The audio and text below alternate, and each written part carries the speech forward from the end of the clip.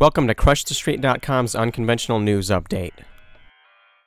First off, can you believe the euro still hasn't collapsed? Italy's Prime Minister has left the scene and Mario Monti has taken his place, along with recent austerity measures that will be pushed upon the Italian people. Silvio Berlusconi's leaving has paved the way for a government of technocrats and not a politician to be seen. It's expected the new leader will today outline his austerity measures aimed at restoring confidence in the country's public finances. Also, an unelected government taking the reins does raise a lot of questions.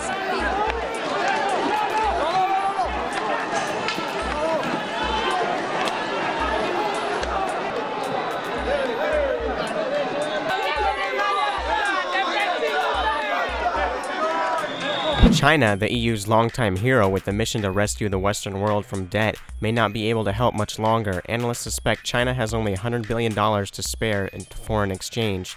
China's trade surplus has been weakening in recent years. Now this Occupy movement has spread across the United States, even infecting small towns at this point. One problem with movements like this is they are easily co-opted. People asking for jobs, asking for the end of homelessness, asking for student debt forgiveness. Down in Los Angeles, the Occupy movement is being co-opted by unions. This is easily determined by witnessing the professional signs distributed out to protesters.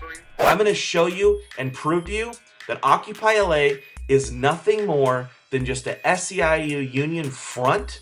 Here's one of those professional signs. We are the 99%, jobs, not cuts, make Wall Street pay, goodjobsla.org.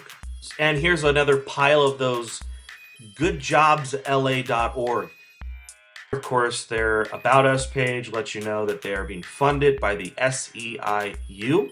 Around the world, in London, Australia, and other places, the Occupy movement has also spread. In Egypt even, protesters are again gathering in Tahrir Square to protest the military, not the people, being in control of Egypt's government. Demonstrators gathered amid mounting fears. The country's military rulers are trying to consolidate power with a new constitutional proposal that could allow them to defy an elected government. MF Global, a financial derivatives broker gone bankrupt, has been in recent headlines. $600 million in customers' account funds went missing, including some funds invested by Trends Research founder Gerald Celente. MF Global, the firm, it declared bankruptcy, filed for bankruptcy. It made bad bets on European sovereign debt. But I understand you have been caught in the crossfire, actually. So what happened? I got a call on Monday, and they said they have a margin call. I said, what are you talking about? I got a ton of money in my account. Oh, no, you don't. That money's with a trustee now. They took my money. They took out of my account. It wasn't being traded by anyone. This is like having money in a bank account. They took my money out of my account, 6 figures, and they have it. They closed out 2 of my positions, and I can't get any answers, and I can't get my money. Some reports say the funds were sent to JP Morgan.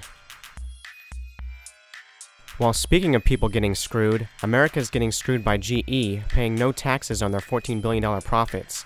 Their tax return was 57,000 pages long, most likely full of insane loopholes that should not exist. The size of their tax return has more than doubled in 5 years.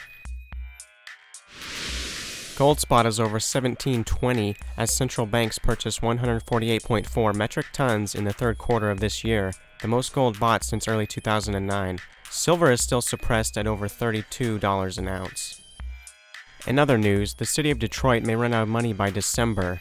The USDA delays shale drilling in Ohio, preventing over 200,000 jobs from being created.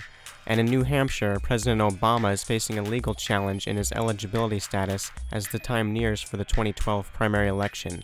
Oh, and can't forget the latest U.S. credit downgrade threat because of the Supercommittee's undecision and budget cuts, the deadline being next week. That's all for now. For more, visit us at kruptcy.com.